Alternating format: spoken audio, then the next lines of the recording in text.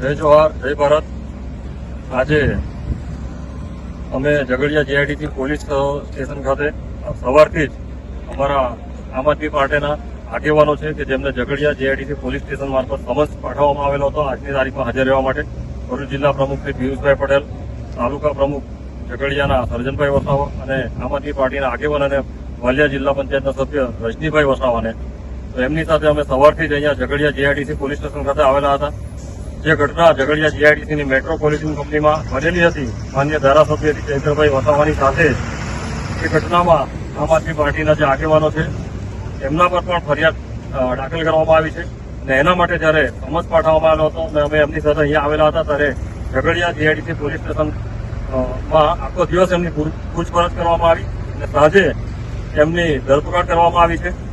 આ એક જે સત્યની જે લડત છે કે જે આગેવાનો લડી રહ્યા છે એમનો અવાજ આ ભાજપની તાનાશાહી સરકારમાં દબાવવાનો પ્રયત્ન થઈ રહ્યો છે, પરંતુ અમે માન્ય ધારાસભ્ય શ્રી ચૈતરભાઈ વસાવાના સૈનિકો છે.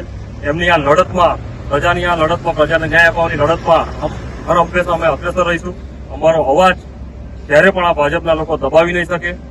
આવતીકાલે ઝઘડિયા જ્યુડિશિયલ કોર્ટમાં આ લોકોને હાજર કરવામાં આવશે ત્યારે અમને ન્યાયતંત્ર પર પૂરો ભરોસો છે કે સત્યની આ લડાઈમાં સત્યની જીત થશે અને આવનાર દિવસોમાં અમારી આ લડત અટકવાની નથી. ગમે એટલા આ લોકો અમને દબાવવાનો પ્રયત્ન કરશે, પરંતુ અમે હર હંમેશ પ્રજાને ન્યાય આપવા માટે પ્રજાની સાથે ખભેથી ખભા મિલાવીને પ્રજાની આ લડતમાં અમે હર હંમેશા અગ્રેસર રહીશું.